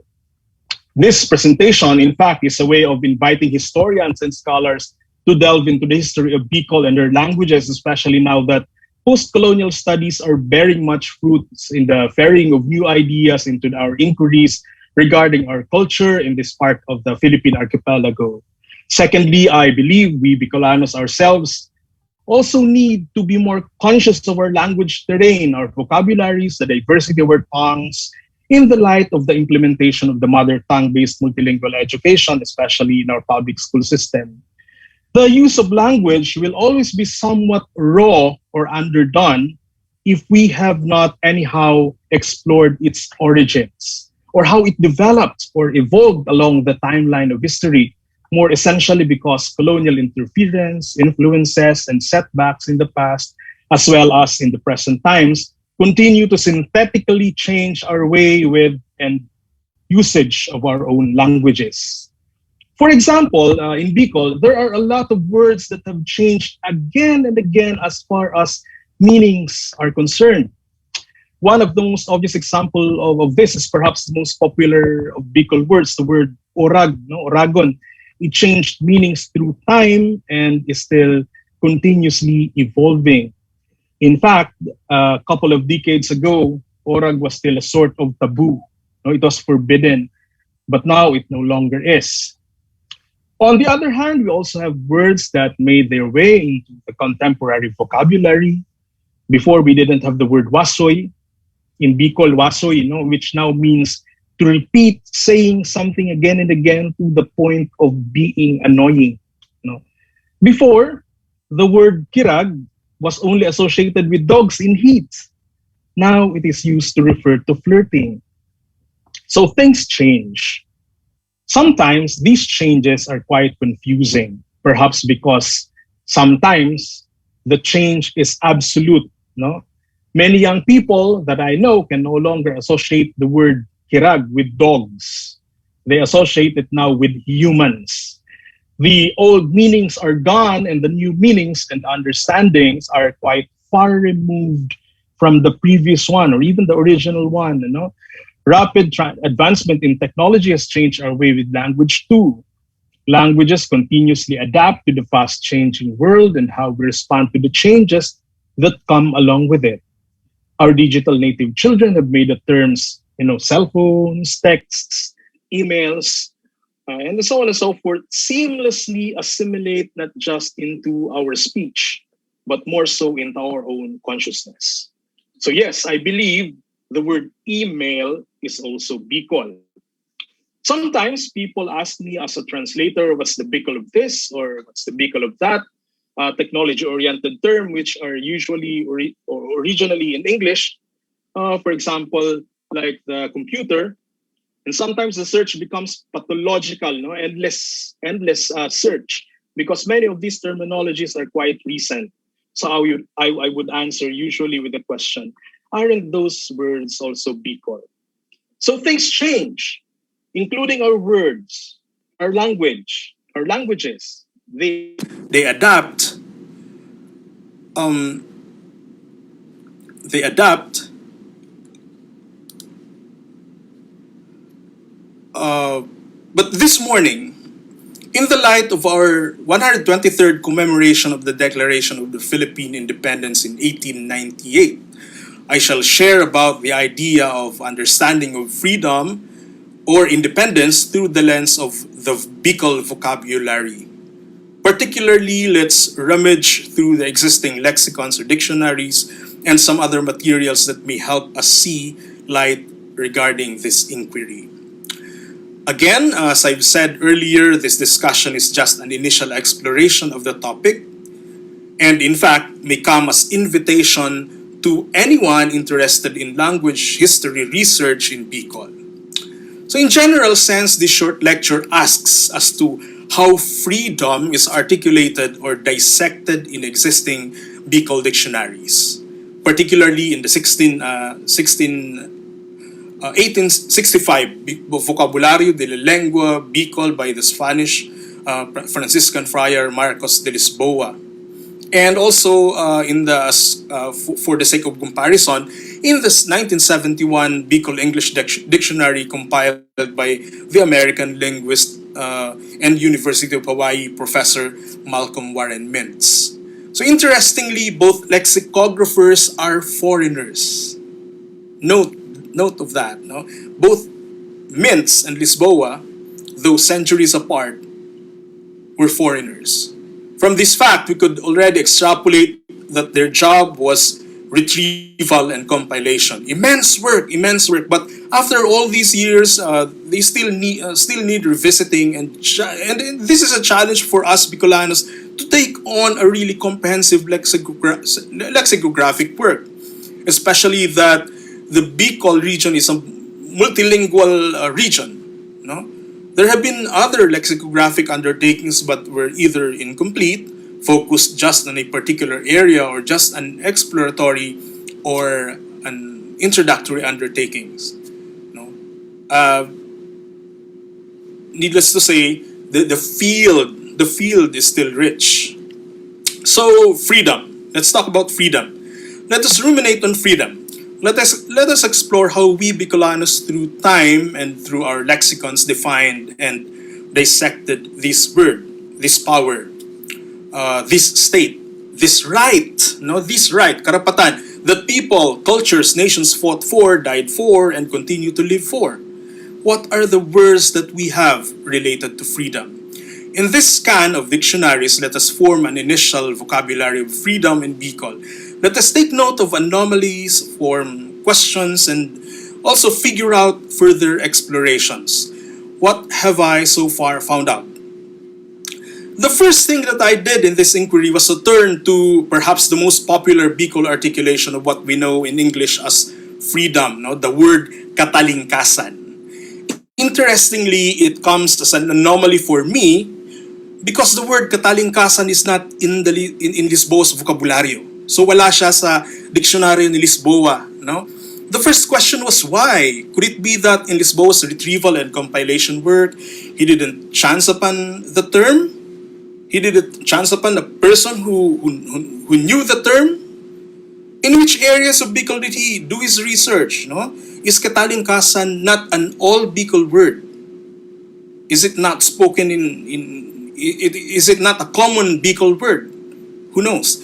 Is there or are there other Bicol terminologies for freedom?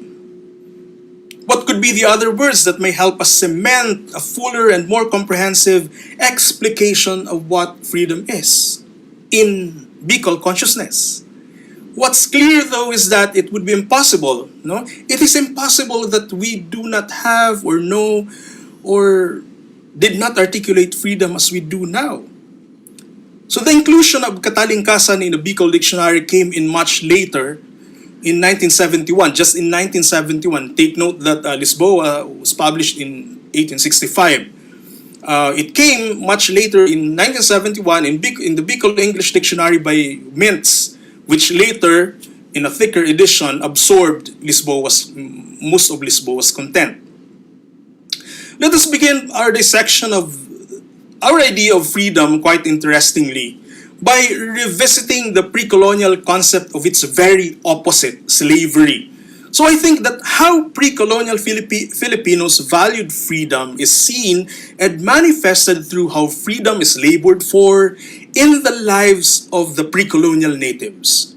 The Bicol word for a slave is uripon. Yung alipin sa Tagalog, uripon sa Bicol. But the word uripon is a word shared by both Bicolanos and Visayans. It takes root from the ancient word udip, which means to live. Being an uripon means to be determined to survive, to live by a resolve to pay whatever needs to be paid, an actual debt or debt of gratitude, and they did this udip through servitude so that they could be set free from this obligation. The pre-colonial natives did not let slavery or being an uripon be a lifelong circumstance. No, hindi pwedeng panghabang buhay na alipin. They would render faithful service as payment or return for any obligation until they are free. Take note, here freedom enters. No, they would render faithful service, or even their descendants would render faithful service as payment or return for any obligation until they are free. In fact, there is a Bicol word for that, hilwas, no? To hilwas, which we will discuss later. Therefore, slavery is not a permanent state for pre-colonial Filipinos, unlike the untouchables or the Dalits of India or the notion of the gruesome transcontinental human trafficking and slavery of Africans. Being an uripon is a means, it's a process, it's a way, a means to live, a way to freedom. Despite the anomalous absence of the word Katalingkasan in what has been for a very long time the most comprehensive of Bicol lexicons, Lisboa's vocabulario also presents a number of words that aid our concept of freedom, no? Whether synonymic or a somewhat similar or antonymic, the opposite. No? So let's further see. Lisboa presents the following words. No?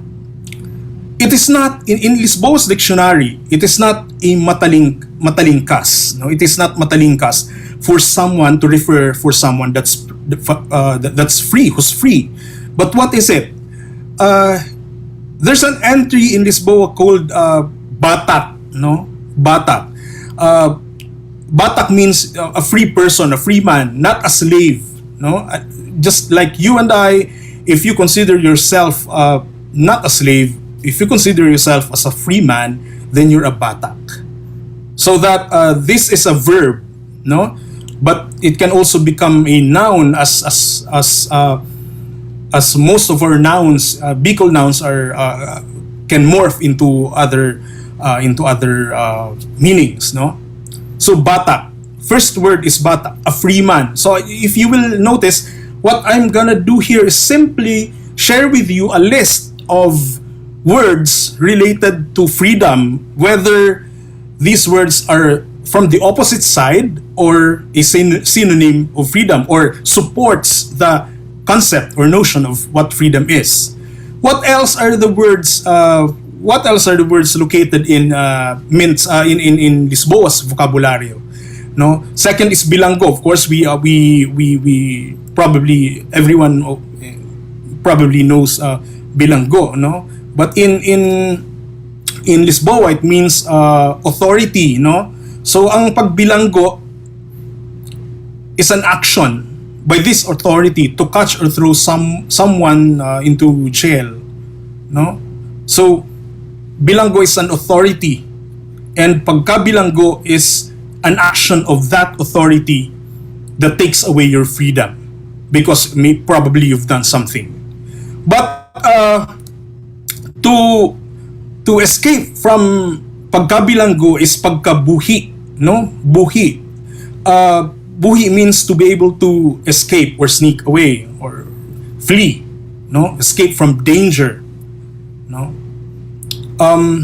But another related word is alayaw. Alayaw means to go after something or to catch it or to make it fall into a trap. That's actually taking away again freedom. No, a trap is called related to alayaw, which you if you want to catch a school of fish, for example, in the river, you'll drive it towards your net, no? Tinatarog kumbaga ang salog tanganing upang pumunta yung mga isda doon sa lambat, no? Pero sa vocabulary ni Lisboa, the trap is called amatong, no? Amatong. These are archaic words which we I think contemporary Bicolanos don't sa lambat anymore, no? Not familiar. Pero sa vocabulary ni Lisboa, related to this, the trap again is called amatong, which I think is a variant of kulong. These are archaic words which we I think contemporary sa person, ang vocabulary ni Lisboa or a jail. So again, related to this again is turong, which I think is a variant of these are archaic words which we I think contemporary sa person, ang vocabulary ni Lisboa or a jail. So related to this again is turong, which I think is a variant of these are archaic words which we I think contemporary sa person. You are somewhat you become a slave because of this. You don't have freedom, no? But if you want to flee from this state, then you have to dulag, no? Which we still use in Bicol, in contemporary Bicol now. Dulag, no? Takas, tumakas, to flee. A fugitive, for example, or the one who escaped, no?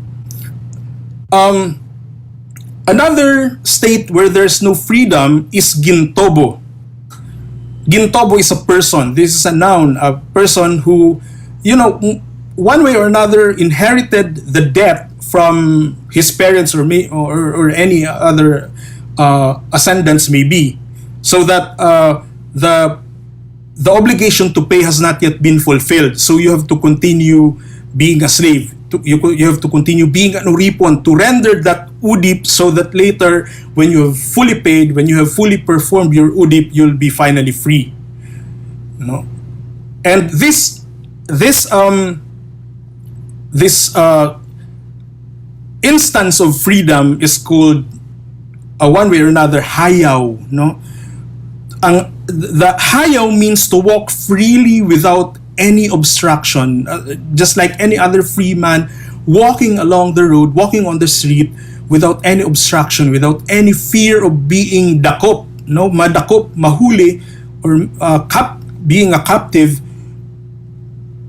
You have all the right to walk freely without any obstruction. That's hayaw, But for you to be able to experience hayaw, you have to experience hilwas, This is the slave, the uripon, regaining his freedom after paying off his obligations to his master. So that the uripon is no longer an uripon. He becomes a timawa, or he becomes a free man. He becomes a free man. Sometimes, though, if this unfreedom, this sense of being not free is because of oppression, which is very possible and very probable before, and even now, the action that's needed is to hiwal, which sounds like iwal or quarrel in Bicol, but hiwal is a different word. It means someone going away or escaping a maltreatment or oppression. So to hiwal, to escape from oppression. It's related to a word called hiwasay, something disentangled or placed in order. So if you will follow, I am listing down all these words related to freedom, whether they're synonymic or antonymic to the word, but to be disentangled, you have to hubad, you have to untie certain binding. You have to untie the strings. Kailangan mong ihubad yung string, Another terminology related to freedom is our endless search for a safe place, maybe an abode, a covered and free, a covered place free from any harm, and the word for this is ili, pailihan. That's why in contemporary Catholic Bicol, pailihan, refuge, a sense of refuge is itself a sense of freedom, in a sense, Another word related to freedom is lakat. lakat is very specific. The fish that was able to free itself from the hook. If you are catching fish by the means of the hook and line, lakat is a negative thing. It means the fish got free, no. But in pre-colonial Filipinos, pre-colonial Bicolanos also used to refer to men or women being able to free oneself from danger, no.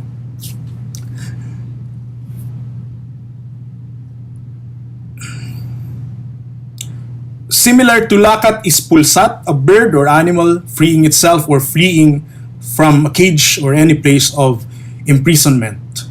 One interesting word, though, which I think a part of that which I mentioned earlier, where words change meanings along time, is the word sapod here. In Lisboa's dictionary, sapod means to pick up a person who is roaming around lost, whether a slave or a free man. No, so you have to we have to consider that this is for both a slave or a free man, to sapod the person. Now in Bicol, sapod is retrieving anything, whether a person or a thing.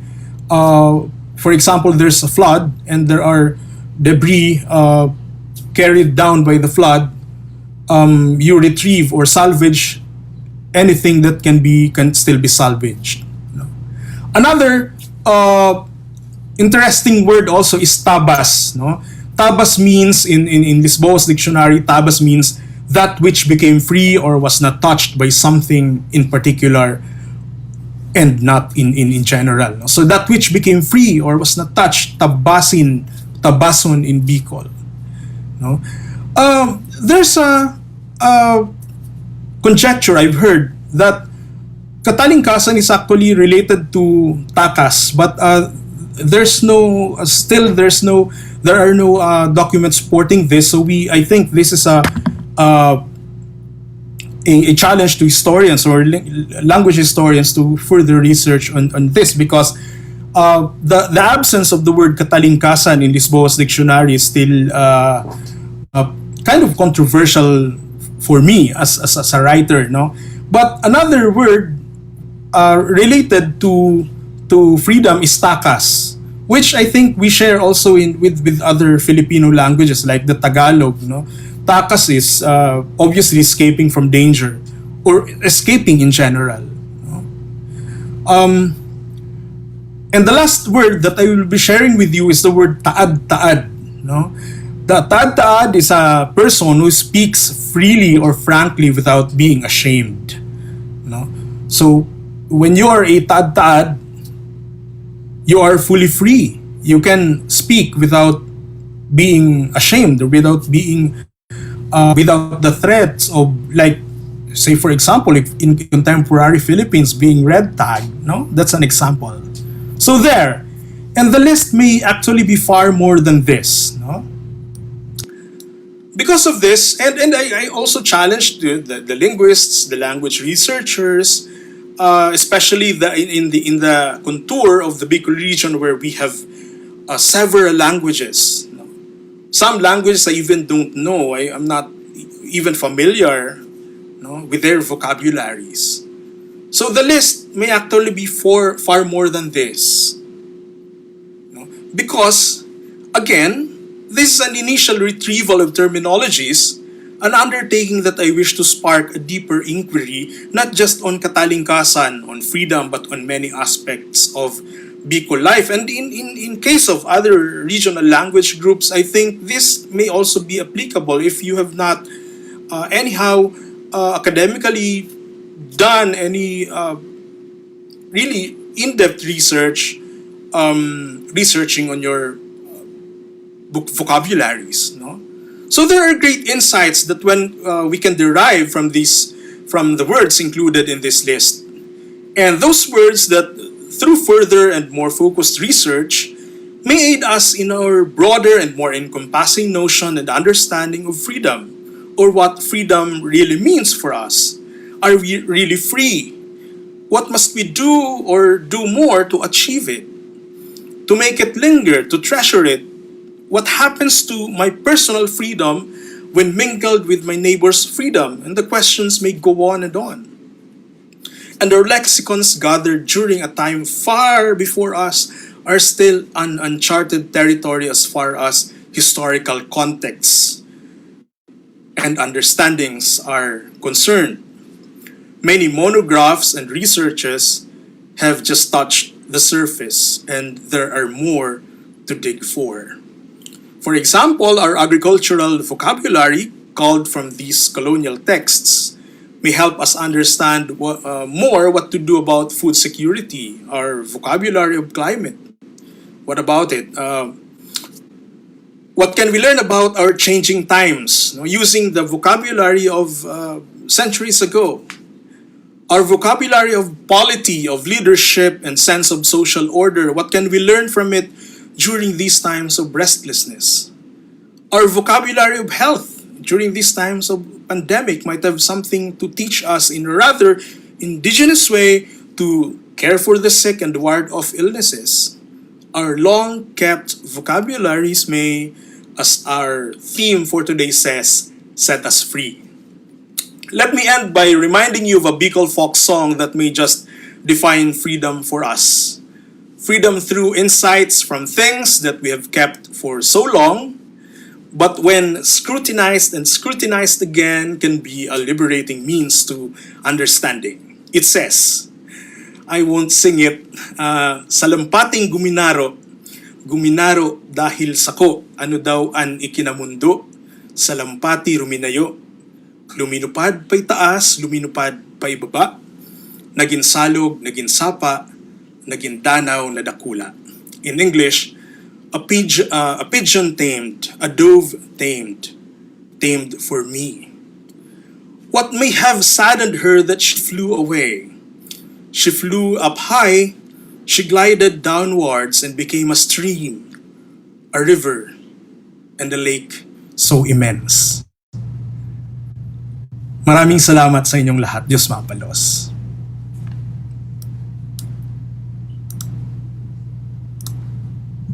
Thank you so much. And maraming salamat po sa ating mga speakers na si Sir Vic, Sir Jai, and Father Francis. So habang nag-send pa ng mga questions ang ating mga viewers, I just want to shout out sa ating mga viewers. So from Leonard Christopher O. Iduarte from Badok, Ilocos Norte. And then si Ma'am Rhea May D. Bungahanoy. Good morning, watching from Lisay Campus, Negros Occidental. So talagang maraming naaabot ang ating webinar. Next is Miss Jacqueline Villaira. Good morning, watching from Carlos Hilado Memorial State College. And then si Ma'am Rhea Palma, good morning. Watching from Carlos Hilado Memorial State College, Talisay Campus, Negros Occidental. And another one is Mr. Jopet Bisenyo Medalla, watching from Bulan, Sorsogon. Let's see, meron pa dito. Grace Borbe Magrasha, good morning, watching from Zambales. So yan po, meron po tayo ditong question from kay Father po. So a question from Philip Francis Bersabe, watching from Nuestra Señora de Katipanan Parish in Paloyon, Nabua. Congratulations, Father Thords, for bringing us up this primary source. I have only one question: whether microhistory will always result to a reductionist view of history, as you said it was a prejudiced Friar's account. Is a history always prejudiced? Carlos, ayan po.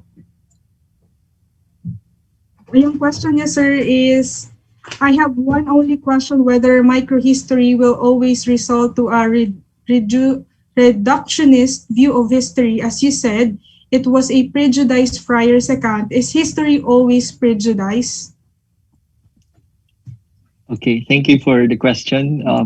Father Philip, actually, yan ang sparring partner ko sa social media show Minarakdag. So I did not ask him to ask questions, but he voluntarily offered his questions.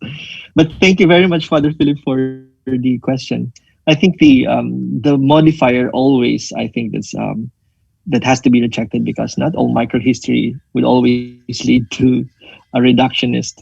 It could lead to a reductionist view, but well, microhistory is not really being contained in a small space or in a small event, and then you will be able to draw general conclusions. In fact, microhistory is a reaction to the, I think, the influence of sociological perspectives, wherein they're able to generate general theories out of some particulars, and as if it applies generally to all places or all periods. So microhistory is about actually you just downsize the place or the specimen, but you ask scale. You still ask the big questions. For example, like Vic was just recently told us about, related to us, that we might use simple languages. We might be observing small data, but we are actually now forming large conclusions. And of course, there are different schools also of thought within the microhistory. For example, the Italians have a different way of seeing it from the French. The French would call it histoire de la vie privée. So it's like it's a history of private lives, for example. It's a sort of microhistory. In German, that would be, I think, Alltagsgeschichte. So I think it's a history of old old items. So it's a different approach, but dealing with the particulars. So it's like what the French would call it, seeing the universe in a grain of sand. So that's how poetically they would put it. So no, it's not the objective or goal of microhistory to dive into general conclusions, but it is actually a reaction to generalizations, to be exact. So it's like when you are painting, you start with thumbnail sketches, or in Italian they call it pozzetti. So you start with small in order to be able to later on go to the bigger things. So they're not mutually exclusive when you talk about microhistory and global history or national history. One thing leads to another, or not. So that could also happen. So thank you very much, Father Philip. So as regards the prejudice, is all history always prejudice? I think prejudice is a bit of a strong word, but biased. I think every history is biased. Of course, it has its own bias. If you do not acknowledge your own bias, then that is the death of history. That would be like absolutism. So thank you, sir. So I hope that it answered the question to our viewer. So this is another comments from our live viewers. So according to Chito Razon, learning from the two resource person the importance of local history and how they validate or invalidate the national perspective is maraming salamat Katalingkasan. And from Melanie Laskita, and that local history has its essential role in validating the national history. Maraming salamat po. So another question to Father from anonymous person. Is it possible that Bishop Jorge Barlin could have kept his own memories or at least reports about the revolution in Sorsogon and Naga? Thank you for sharing the primary source, as we know not as much about the revolution in Bicol beyond the writings of Elias Ateviado and the research of Dr. Herona and Domingo Abella. Yeah, thank you for the question. By the way, the account that I've read, that's also available at Ateneo Library. So you can avail of that. And if you are referring to the memoir of Bishop Barlin during the revolution, I don't, I didn't find any memoir from himself, but you can find a lot of documents on Barlin.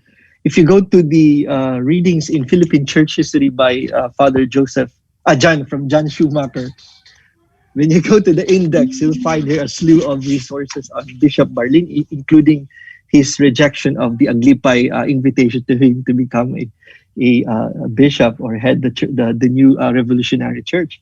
So Abelia would mention only the telegram. I don't know if that's verified, but this one would really provide us, you see, Jorge Barlin, ex Obispillo. So if you go to John Schumacher, you have a lot of resources on Barlin. Okay. Schumacher, I'm familiar on that. Yan. Diniscuss ni Sir Jai sa last discussion niya on the panganiban.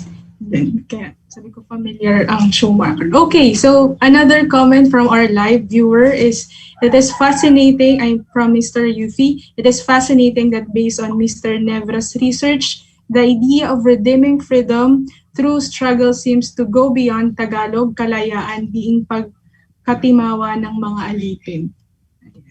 So there's another question from to Sir Vic from Chito Razon. This is the question from Victor Nevra's talk on the language of freedom and enter the related conditions, bringing back to my syntax courses in college. Thanks for etymology. Hindi pala siya question, is just a comment. Thank you for that, Sir Chito Razon. I have a question to Mr. Vic. Sir, are you connected to the Wiki Bicol? I'm sorry. There's a Facebook page about discussing about dictionary, about Bicola old dictionary. The people behind the Wiki Bicol are my friends. No? I'm behind Magbicol Kita, which is a partner of Bicol Wikipedia. We work hand in hand. No? And I think there are a lot of efforts now in as far as retrieving and gathering Bicol terms, including the archaic ones. I think UP Linguistics Department is coming up with Project Marayong, which we are also a part of. And the Bicol Wikipedia is currently its content is keeps on increasing and increasing. You know? So I think this is also an opportunity for everyone to take part, because Bicol Wikipedia is actually a public platform, platform for everyone. Contrary to the previous notions that we cannot rely on it, I think we can actually help make it reliable. No, so nasa atin yung susi. They are my friends. Anthony Diaz is leading the group now. So I think yan. Tapos I also have my own Magbicol Kita, which is a source of writings about various disciplines written in Bicol by experts in their own respective fields. Okay, thank you for that, Sir Vic. So, as I check our Facebook Live questions, there is no other question, but I think there's some would be sent personal question in our Facebook page. We will send it through to you para po mas maging intimate yung sagot niyo, or we will just ask the viewers kung mayroon pa silang question.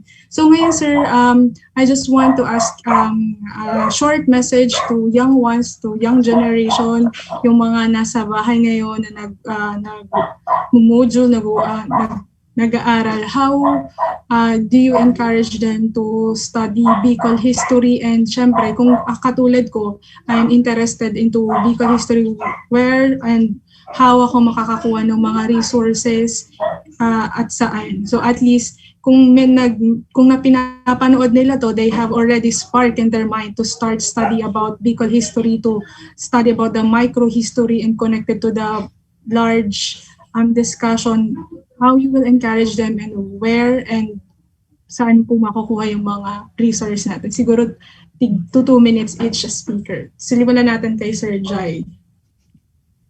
Tapos, sunod-sunod na. Thank you, Joanne. I'd like to invite our viewers to like our Facebook page, Saysay Bicol, because we post weekly content. Nagsusulat po yung aming mga online writers. So we have a team of writers who write on this day posts, yung mga birth anniversaries, death anniversaries, notable events in Bicol history. Actually, may paparating tayong event on June 29, which is the 70th anniversary of the elevation of the Archdiocese of Cáceres. No? So naging Archdiocese yung Cáceres. So I think our next major content is on that. Our researcher, Ivy Torres, is writing a piece on that. I'm also doing something on Sorsogon and the Diocese of Legazpi, which were also established on June 29th, 1951. So 70th anniversary then in Diocese of Legazpi and Sorsogon. So I'd like to invite our viewers to like our page, Saysay Bicol. And then na-mention ni Sir Vic kanina, yung Magbicol kita. If you want to read content in the Bicol languages, plural languages, you might want to consult or explore the various articles of Magbicol kita. It's really very rich in terms of content. Thank you, Sir Vic. Nasabi na ni Jai, no, I'm inviting everyone to Bicol Saysay and Magbicol Kita. Yung Magbicol Kita is also a resource for Bicol language. It actually is a response to the need for demonstrations for our teachers ng MTB, MLE, no. Pero ngayong pandemic, naisip natin na why not write about all possible discipline, all possible field, but indigenize it, write it in the Bicol languages. No, so we have, like for example, we have someone writing about economics and finance in Bicol Miraya, no, which I myself find it difficult to understand. No, Miraya is the language of the Albay parts of Albay province. No? So we have to indigenize, and I think for us to be able to do that, yung question, read Bicol materials, no? Ang dami namang mga materials online pwede nyong magamit dahil hindi pa tayo pwedeng lumabas, no? And I think this goes not just about Bicol, no, but also other regions, other ethno-linguistic groups. For example, the Warais can do their own. They're actually having their own undertakings there, because the movements in the regions now are very, very strong as far as literature, culture, history, etc. are concerned. People are I think this is part of post-colonial din talaga, no? Because we have lost a lot, and we are just now gaining much deeper consciousness and more active participation in rekindling that those things that we may have lost. Like, for example, the vocabulario de la lengua Bicol. Who knows the vocabulario now? No, so we have to revisit, and I think reading does a lot. No, yeah. Okay. Thank you, Sir Father Vic. Francis. So, Father Francis. Yeah. So if you want to practice Bicol and of course read Bicol, magsimba ka muli sa St. Jude today's parish. We have Bicol Mass during Saturdays 5:30 and 8 o'clock, as well as 6 o'clock in the morning during Sundays. So do not forget that, for example, the Bicol language is very much kept also in the liturgy. Although Vic may not agree with the spellings, but it is a repository of the Bicol language. At the same time, it is also the advocacy of our group to be collaborative. So we are not saying that we are the only ones knowledgeable about these things. We would like to collaborate as much as we can. We want to be inclusive. So all the enthusiasts, we're not limited only to historians, to linguists, experts, but we are open to any collaboration, be it social media, be it even cultural heritage, and kung event organizer ka, you're very much welcome to join us. Probably you'll pick up a thing or two concerning the Bicol language or culture. And of course, we would advise even the young ones to not be limited to social media or to the new media. Go back to the old media, read a book, grab a book. And we will be delighted to share to you if we are able to come up with a repository of all the sources, because we do not want to hoard sources. We would like to share them because that would encourage scholarship. For example, people who are very much interested in research, for example. So we will not be stingy with our sources. We will be sharing our sources. That's also part of our advocacy. So hook us up, or join us in the Saysay Bicol, all the efforts. And tomorrow, for example, we also have a social media show. I think Jai will be our guest tomorrow in Rakdag. That's also a weekly show. So we will be talking about history and Bicol history. So you can view us from the St. Jude Today's parish page, Facebook page. So yeah, that's all about it. We're everywhere. Thank you so much, sir, sa words. So I hope that youth or young ones or si mga nagkaklase, especially si mga nasa harungon yan, there's no word for boring. You can search, you can find the resource to start your journey in studying the Bicol history. So thank you so much, sir, to our speakers. So I just want to remind our viewers to don't forget to answer our evaluation form that is pinned down to the FB Live of our Facebook pages. So to formally close our webinar for this morning, I want to call the museum shrine curator 2 of Museo ng Philippine Economic History Iloilo, Ms. Jessel Pitarios. Yeah, so thank you so much, Joy. So a pleasant morning, or should I say afternoon rather, to each one of you. I just hope that we are all healthy as we strive to fight and survive this pandemic. So in behalf of the National Historical Commission of the Philippines, Museo ni Jesse Robredo, and the Interregional Museum Cluster of the National Historical Commission of the Philippines, my heartfelt gratitude to the people who made this webinar this morning possible. To our speakers, Father Francis Tordilla, Professor Javier Leonardo Giria, and Sir Victor Dennis Nerva for a fruitful and informative discussion on the contribution and understanding on Philippine independence through the perspective of the Bicolanos. The people in the National Historical Commission of the Philippines, of course, headed by our Executive Director, Restituto Ella Galor, and Chairman Dr. Rene R. Escalante, our Chief at the Historic Sites Education Division, Ma'am Gina Batuhan, for her unwavering support to all the museums, our supervising HSDO, Mr. Brian Anthony Paraiso, and of course, our colleagues in the Interregional Museum Cluster for their assistance, and to our dear participants who joined with us in our webinar today. Indeed, this revolution happened in our country is one of the most important events in our history. This awakened our sense of nationalism for a generation of Filipinos to come. In a period of a heavy struggle and conflict, Filipinos of different backgrounds united with a common goal, and that is to resist the colonialism.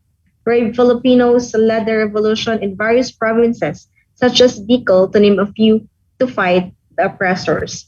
I just hope that we look into our past to trace the place that will help us plan our future. Let's do well in looking this and learning the past with honesty and humility for us to learn its lessons so we may not be doomed to repeat it. So I also encourage everyone to check the Facebook page of the National Historical Commission of the Philippines and its 27 museums. We have beautiful programs and activities or set of webinars that were prepared for you. Again, thank you very much. Keep safe, everyone. Have a great day.